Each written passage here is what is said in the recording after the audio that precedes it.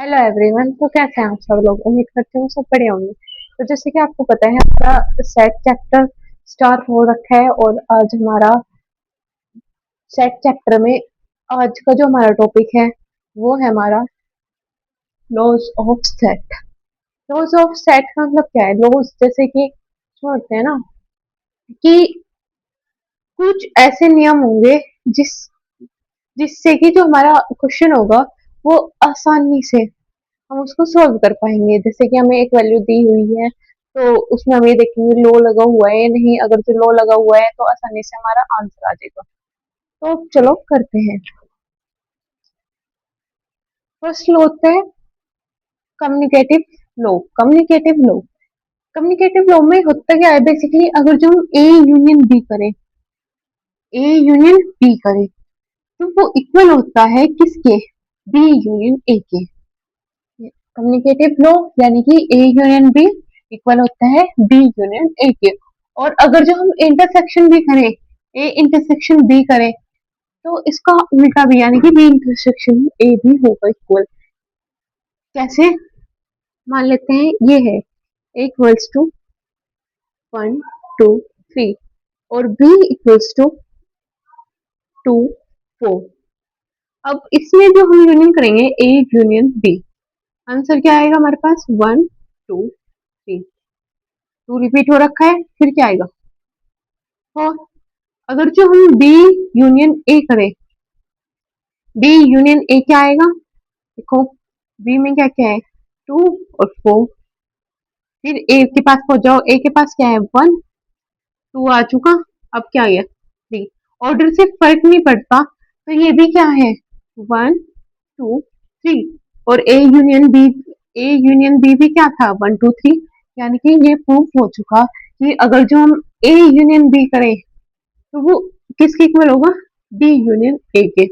और अगर जो हम इंटरसेक्शन करके देखें इसी क्वेश्चन में, तो ए इंटरसेक्शन बी क्या होगा? कॉमन क्या है इसमें? ए और बी में 2। अच्छा, अगर जो हम बी इंटरसेक्शन ए करें फिर भी क्या आएगा? कॉमन तो 2 ही है ना। ये कौन सा लॉ बताता है? ये बताता है कम्युनिकेटिव लॉ। ठीक है, आई होप समझ में आ चुका होगा। अब चलते हैं सेकंड लॉ पे।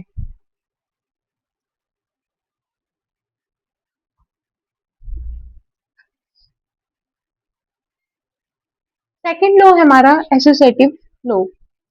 एसोसिएटिव लॉ भी सेम होता है कुछ हद तक कम्युनिकेटिव लॉ में की तरह।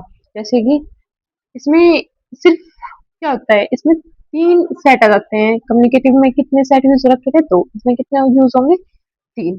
कैसे? मान लेते हैं कि ए इक्वल्स टू हमारे पास 1 2 3 और बी है हमारे पास 2 3 4 और सी है हमारे पास 2 3 5। अगर जो हम ए यूनियन बी और यूनियन सी करें तो ए यूनियन बी क्या आएगा? 1 2 1 2 3 4। ए यूनियन बी की वैल्यू क्या आएगी? 1 2 3 4। और यूनियन कर दे किसके साथ? 2 3 5 के साथ। तो आंसर में क्या आएगा? 1 2 3 4 5। और अगर जो हम पहले बी यूनियन सी कर दे, बी यूनियन सी क्या होगा? 2 3 4 5। 2 3 4 5। और बाद में कर दे ए के साथ यूनियन यानी कि A union B union C, तो क्या आएगा फिर? 1 2 1 2 3 4 एंड 5 ये आएगा। देखो ये भी सेम है और ये भी सेम है। इसका मतलब कि अगर जो हम A union B union C करें और पहले हम ए यूनियन बी करें और बाद में यूनियन सी कर दें तो आंसर किससे इक्वल आएगा?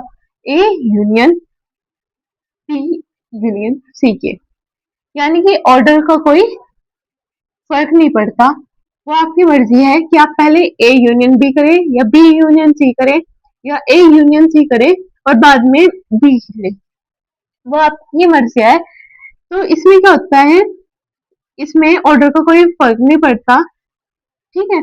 इसी तरीके से इंटरसेक्शन में होता है कि ए इंटरसेक्शन बी और इंटरसेक्शन सी किसके इक्वल होता है, A intersection B intersection C. यानी कि अगर जो आप ए यूनियन बी का इंटरसेक्शन पहले करें और बाद में मान लेते हैं ए इंटरसेक्शन बी की वैल्यू सी आई, सॉरी सी तो है इसमें, मान लेते हैं डी आई, तो ए इंटरसेक्शन बी की वैल्यू डी है और इसकी वैल्यू सी है, तो डी इंटरसेक्शन सी इक्वल किसके होगा, और इसे मान लेते हैं बी इंटरसेक्शन ई को और सी को ई, तो ये किसकी इक्वल होगा, ए इंटरसेक्शन ई के।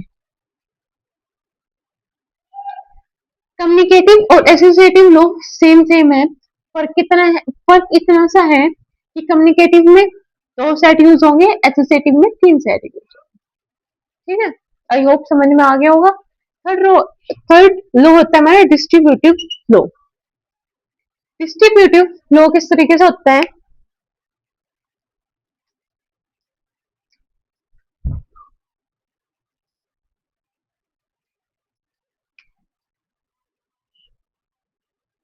डिस्ट्रीब्यूटिव लो इस तरीके से होता है, मान लेते हैं कि हमें क्वेश्चन में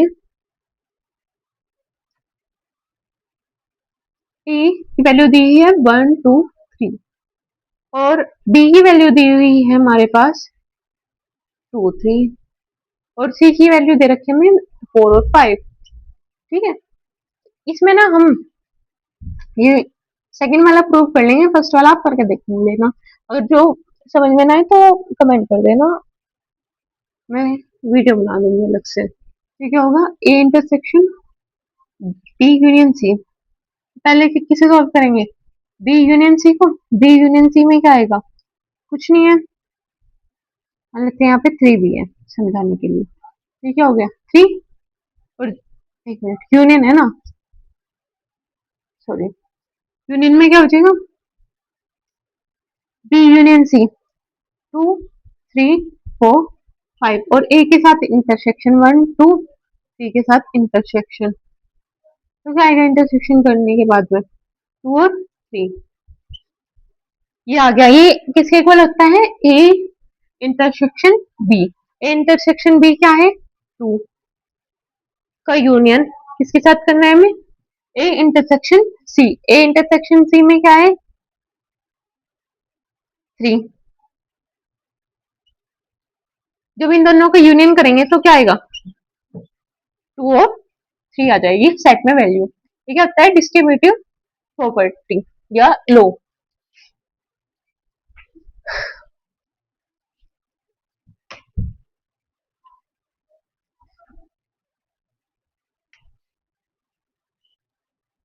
अब बात करते हैं हम आइडेंटिटी लो। आइडेंटिटी मीन्स क्या होता है, पहचान। तो इसमें बहुत इजी है कि अगर जो हम ए का यूनियन फाइव से करेंगे, फाइव या नल, फाइव फाइव होता है नल, यानी कि नल सेट को बोलते हैं फाइव, तो अगर जो हम ए का यूनियन फाइव में करेंगे तो आंसर क्या आएगा ए, और अगर जो ए का इंटरसेक्शन यू के साथ करेंगे तो आंसर में हमेशा क्या आएगा, ए आएगा। जैसे कि लेते हैं हमारे पास यू एक यूनिवर्सल सेट है 1 2 3 और एक ए है हमारे पास 2, अगर जो हम इन दोनों का इंटरसेक्शन करेंगे तो हमारे पास क्या आएगा, इंटरसेक्शन यू, ये यू इंटरसेक्शन यू, क्या आएगा हमारे पास, हमारे पास क्या आएगा, हमारे पास आएगा 2, क्योंकि 2 ही कॉमन है, ये है आइडेंटिटी लो में। और ये भी देख लेते हैं एक बार, ए में वैल्यू हमारे पास 1 2 और 5, एक बी सेट मान लेते हैं वो क्या है 5, तो अगर जो हम इनको यूनियन करेंगे तो क्या आएगा 1 और 2, ये 1 और 2 क्या था ए। अब बात करते हैं मोस्ट इंपोर्टेंट कॉम्प्लीमेंट लो। कॉम्प्लीमेंट लो क्या होता है, देखो कॉम्प्लीमेंट बताया था कि डैश लगा दो, ये क्या बन गया कॉम्प्लीमेंट, कॉम्प्लीमेंट को कैसे निकालते थे, यूनिवर्सल सेट में से उस सेट को माइनस कर दो, ये क्या आ जाएगा कॉम्प्लीमेंट ऑफ ए। अच्छा, इसमें दे रखा है कि अगर जो हम ए का यूनियन एक कॉम्प्लीमेंट के साथ करेंगे तो हमारे पास आंसर क्या आएगा, यू आएगा। प्रूफ करते हैं, चलो इसको मान लेते हैं। एक सेट है हमारे पास ए, ठीक है, और उसमें वैल्यू है 1 2 3, और एक यूनिवर्सल सेट है उसमें है 1 2 3 और 4। तो एक कॉम्प्लीमेंट क्या होगा, निकाल लो। और और होगा। अच्छा, और जब हम ए यूनियन ए कॉम्प्लीमेंट करें तो क्या आ जाएगा, 1 2 3 4। ये प्रूव हो चुका। इसी तरीके से इंटरसेक्शन, कि अगर जो हम देखो ये हमारे पास क्या है, यूनिवर्सल सेट, ये हमारे पास क्या है ए, अगर जो हम इन दोनों का इंटरसेक्शन देखें तो क्या आएगा हमेशा 1 2 3 1 2 3, यानी कि क्या आ रहा है, इंटरसेक्शन ए आ रहा। अब बात करते हैं हम नेक्स्ट लॉ की। Next law most most important, D Morgan's law. D Morgan's law इतना इंपॉर्टेंट है कि बहुत सारी यूनिवर्सिटीज में तो इसका प्रूफ भी पूछ लेते हैं कि भाई प्रूफ करके दिखाओ। क्या प्रूफ करके दिखाओ, अभी बता रहे क्या प्रूफ करके दिखाओ।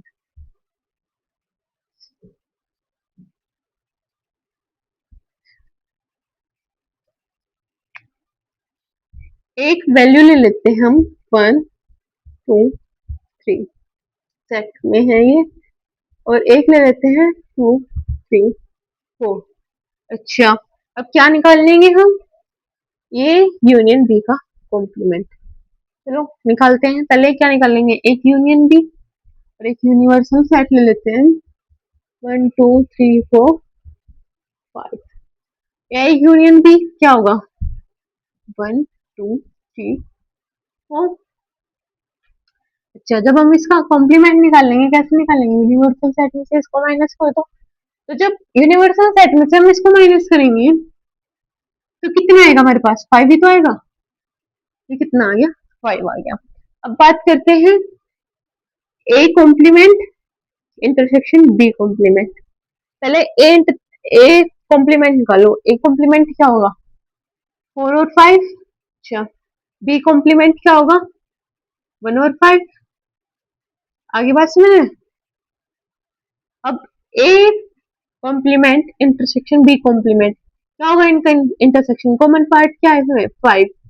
देखो ये प्रूव हो चुका कि क्या प्रूव हो चुका कि ए यूनियन बी का कॉम्प्लीमेंट इक्वल्स टू किसके होता है, A complement intersection B complement. ये तो होता है फर्स्ट लॉ। इसी तरीके से जैसे ये यूनियन का होता है, इसी तरीके से इंटरसेक्शन का क्या हो जाएगा, इन दोनों का इंटरसेक्शन निकालो। यहाँ पे इंटरसेक्शन बी का कॉम्प्लीमेंट निकालना, कॉमन क्या है इसमें, 2 और 3। कितना बच गया, 2 और 3 का कॉम्प्लीमेंट निकाल के 1 1 4 और 5। ठीक है, अब यहाँ निकाल लेंगे हम। एक कॉम्प्लीमेंट क्या था हमारे पास, 4 और 5। बी कॉम्प्लीमेंट क्या था, 1 और 5। अच्छा, अब A complement union B complement क्या आएगा, 4 और 5 और 1 1 5, यानी कि 1 4 5। यही प्रूव करना था हमें। ये तो था सिर्फ एक क्वेश्चन की हेल्प से हम प्रूव कैसे कर लें। अब बात आती है कि इन इसमें ना हमें लेट करके भी प्रूव करना होता है। तो अगर जो आपको लगता है कि आपकी यूनिवर्सिटी में लेट वाला है कि भाई प्रूव करके दिखाओ LHS इक्वल्स टू RHS है, तो आप कमेंट बॉक्स में बोल दियो, तो मैं उसके ऊपर भी वीडियो बना दूंगी। अब बात करते हैं MCQs की, कि इसमें MCQs के क्वेश्चन किस तरह बनेंगे। तो MCQs के क्वेश्चन इसमें इस तरीके से बनते हैं कि आपको 4 ऑप्शन दे देंगे कि फर्स्ट दे दिया